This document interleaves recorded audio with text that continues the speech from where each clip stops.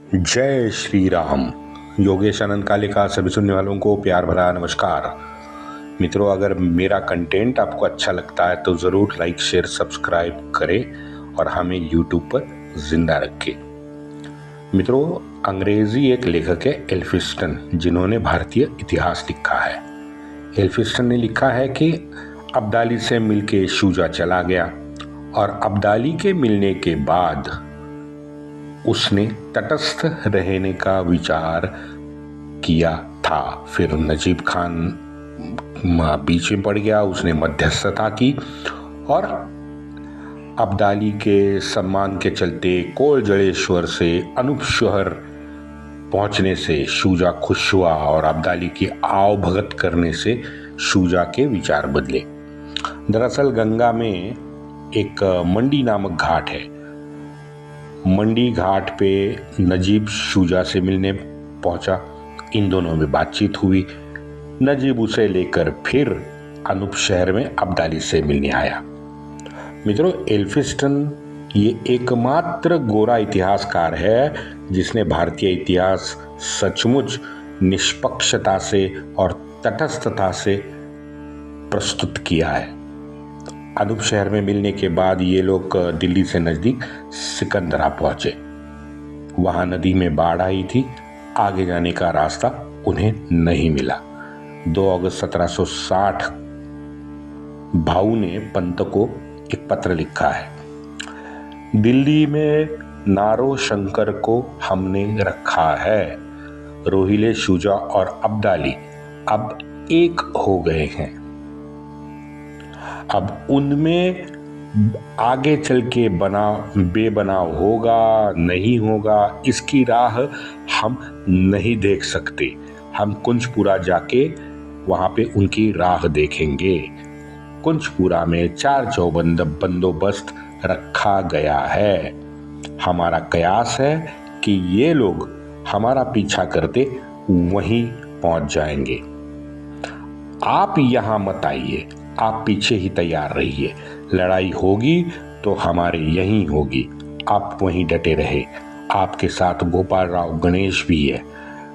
कन्नौज के गंगा घाट पर आप बने रहे, इससे रोहिला का बंदोबस्त अच्छी तरह से हो पाएगा। रोहिला यमुना पार करके अब्दाली से जुड़ने की कोशिशों में है। बंगश और सादात खान, इन जैसों का बाद में देखा जाएगा।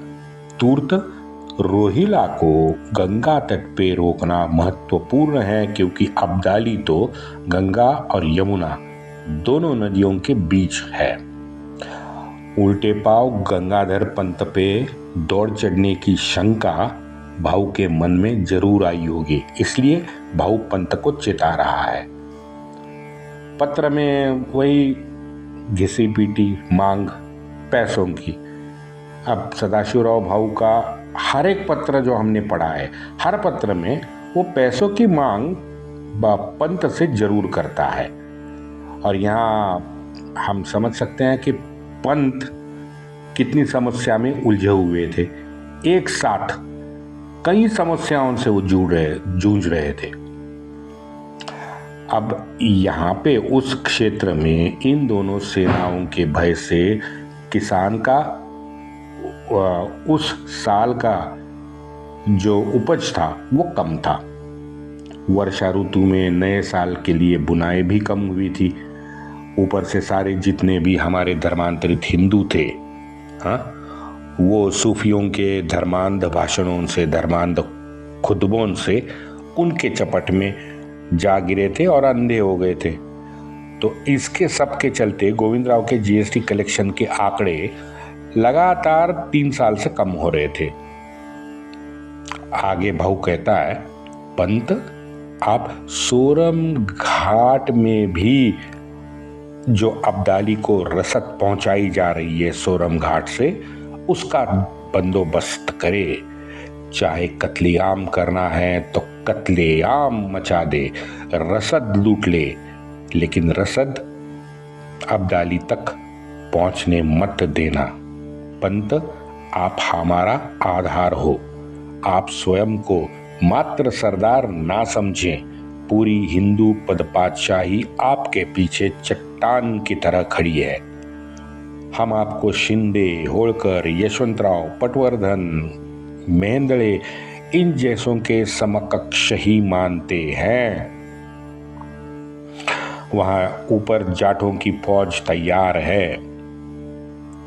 ये भाऊ लिखता है 18 सितंबर को, 18 सितंबर 1760 को ये परिस्थिति वहां पे थी।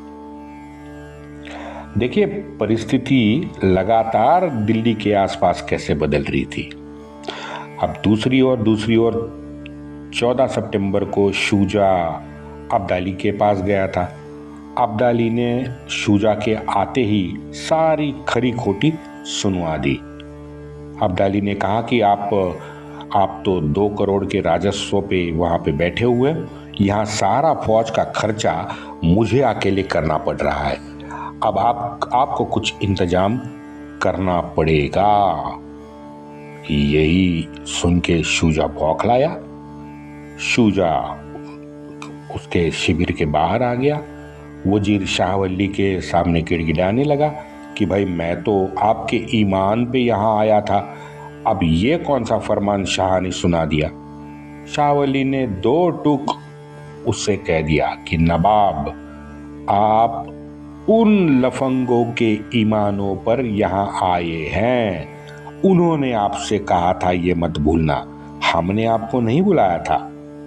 बाढ़ में नदी पार करके कौन लेके आया था? दोनों फिर से बातचीत करो, इसका हल निकालो और फिर शाह को राजी करो। मित्रों ये है शुजा की औकात। भाऊ के पास रहता तो भाऊ उसको सर आंखों पे बिठा देता। ये भी बात सही है ना, जो अपने मातृभूमि से गद्दारी करेगा उसको तो जिंदगी में प्रताड़ना तो सहनी ही पड़ेगी, कोई चारा ही नहीं है उसके पास। लेकिन इनका भी क्या करे, शुजा भी तो भारतीय मुसलंडा था ना। इन सब भारतीय उपखंड के जितने भी मुसलंडे हैं, इन्हें 700-800 साल से मुफ्त की रोटियां सेकने की आदत पड़ गई है। बस भाई कोई अरब आएगा, कोई तुर्की आएगा, यहाँ काफिर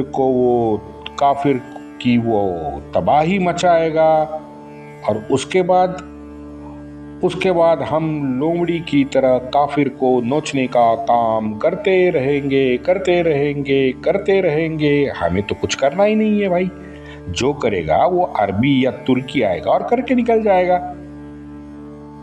आज भी देखो ना क्या हो रहा है। फरिश्तों की राह ताकते ये मुसलंडे काफिर की मुफ्त रोटियां तो तोड़ ही रहे हैं। पाकिस्तान में तो हर एक यूट्यूब पे चैनल पे वो सामान्य जितने भी मुसलंडे हैं सभी लोग कहते हैं कि नहीं फरिश्ता आएगा पाक को बचाएगा, फरिश्ता आएगा पाक को बचाएगा। हाँ, यूपी के वो लोकसभा चुनाव में 2024 की बात कर रहा हूँ। यूपी में अब कौन सा क्षेत्र है मैं भूल गया, लेकिन एक मुस्लिम गांव है जहाँ पे 550 वोट थे। अब वो पूरा गांव मुसलमानों का है। उन सभी 550 वोटरों को गैस मिला, शौचालय मिला, मुफ्त बिजली कनेक्शन मिला, मुफ्त अनाज मिला, मुफ्त घर भी मिला। ठीक है, बीजेपी को वोट आया 0। उस गांव में सरकार को एक भी वोट नहीं मिला। हद है ना। अच्छा, इतने ये फोकटचंद और मुफ्तखोर हरामखोर होते हैं कि एक आंकड़ा है कि 20-22% आबादी को कुल योजना का 34% लाभ मिला है। अब बताओ। हाँ, शुजा को जब अब्दाली ने मुंह पर अपमानित करके पैसे मांगे तो शुजा का अहंकार 7वें आसमान पे चला गया। क्यों भाई? हाँ, यानी शुजा रोहिले और अब्दाली के जीत में भी अपनी रोटियां सेकने में लगा हुआ था, और वो भी मुफ्त में लगा हुआ था भाई। नजीब भान को भी सुने। अब जहां शुजा अब्दाली के शिविर से चला गया, उसके बाद नजीब अब्दाली से मिलने पहुंचा था। ये पहली बार क्या बता रहा हूं। नजीब पहुंचा। नजीब ने अब्दाली को बताया कि भाई मैं शुजा को वापस ले आता हूं, आप शुजा से पैसे की मांग करो और पैसा मिलने के बाद ही शुजा को छोड़ना। एक रईस व्यापारी थे धनसुंदर शेठ दास। धनसुंदर शेठ दास ने लिखा है कि शाह ने 1 करोड़ की मांग की। ये वही धनसुंदर दास शेठ है जिसको शुजा ने बताया था कि नजीब ने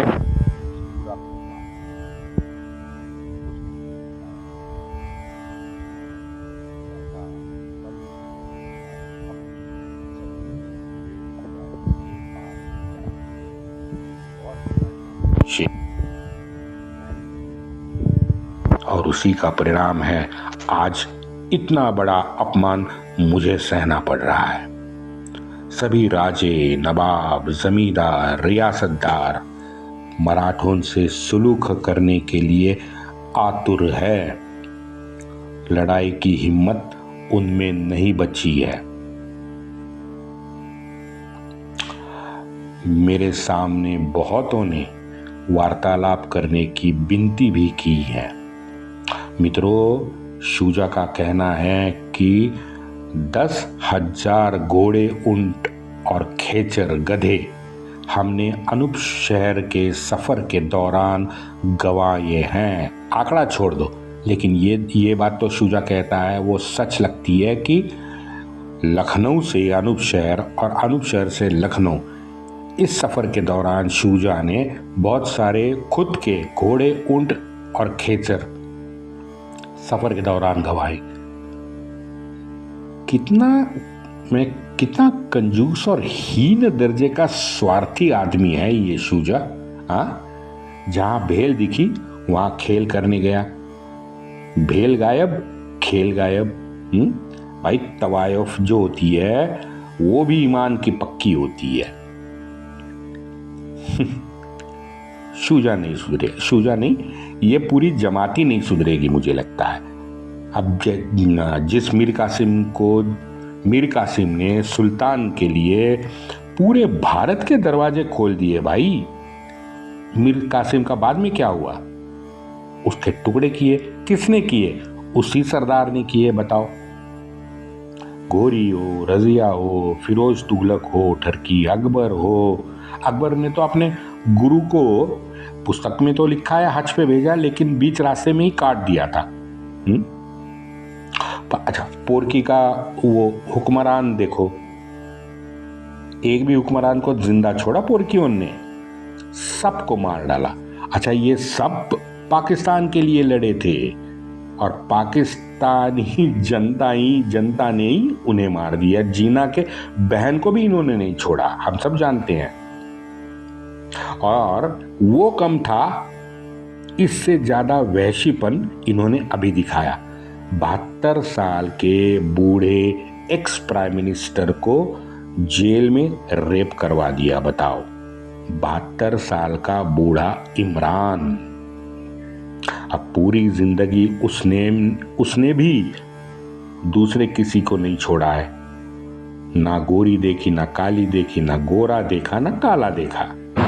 दुनिया भर जहां भी गया अय्याशी की, बच्चेबाजी की, लौंडेबाजी की, सब कुछ किया।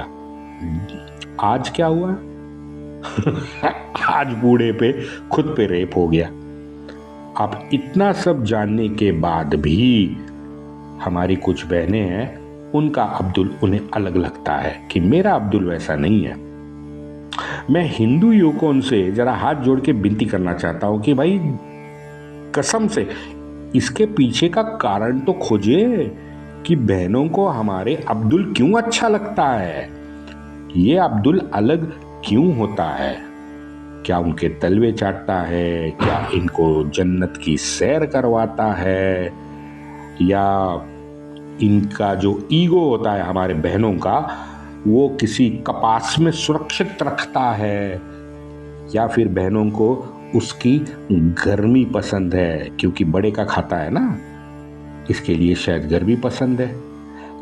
कामांधता में डूबे ये नालायकों, जरा समझो, पूरा हिंदू समाज आज लांछित हो रहा है और भ्रष्ट होते जा रहा है, बस आप जैसे इनके कामांधता से। इतनी कामुकता कहां से पैदा होती है भाई? ये कौन सी सोच है जो आपको कामुक जानवर बना देती है? हाँ? समाज के नाते हम इसे मित्रों अनदेखा नहीं कर सकते। 3-4 साल की उम्र में हमारी जो बच्चियां हैं, आप उन पे जरा नजर रखो, क्या खाती है, क्या पीती है, क्या पहनती है, किस ग्रुप में वो टहलती है, किस ग्रुप में मोबाइल पे उसको बात करने में ज्यादा आनंद मिलता है। उसको संस्कारित करने वाले माँ बाप और गुरु के अलावा और कोई भी ये समाज कंटक है या समाज क्या कहेंगे, समाज सेवक है, ये हमें जानना तो चाहिए। मेरे दिमाग में तो अखंड यही चलता होता है कि भाई मेरी माता बहनों को मैं इस प्यारे अब्दुल से कैसे बताऊं, और ये उसको पकड़ के हम कोर्ट के सामने पेश करेंगे वगैरह वगैरह वगैरह वगैरह, ये छोड़ दो, क्योंकि ये नपुंसक षंड कोर्ट है, इस पे विश्वास रखने का कोई मतलब नहीं बनता। ये नालायक कोर्ट इन दरिंदों को तुरंत जमानत देके फिर बाहर भेजता है, नए बलात्कार करने का लाइसेंस इन्हें मिलता है। तो कानून षंड है, कानून पे विश्वास मत रखो, अपने हाथ पे, अपने बाजुओं पे विश्वास रखो और अपने समाज पे विश्वास रखो। लेकिन प्रश्न तो ये है ना कि हमारी सभ्यता में ये कामुकता की कोई जगह ही नहीं थी। शास्त्रों में 6 विकृतियां जरूर है, उसमें काम लिखा है, लेकिन उस काम का अर्थ थोड़ा सा ज्यादा व्यापक है। कामुकता से सिर्फ उसको मत जोड़िए। जैसे धर्म को इन्होंने रिलीजन, पंथ, मजहब से जोड़ा ना, काम को वैसे मत जोड़िए। सेक्स मैनिया का समानार्थी शब्द काम नहीं है। तो यही है कि हमारे सभ्यता में अगर कामुकता की कोई जगह नहीं थी तो ये कामुकता आई कहां से, क्यों आई, कैसे आई? लेकिन अंतिमता मुझे इतना तो पता है निसर्ग नियम कि जो आया है उसको भाई साहब जाना तो पड़ेगा। आज नहीं कल जाएंगे, लेकिन जाएंगे जरूर। वंदे मातरम।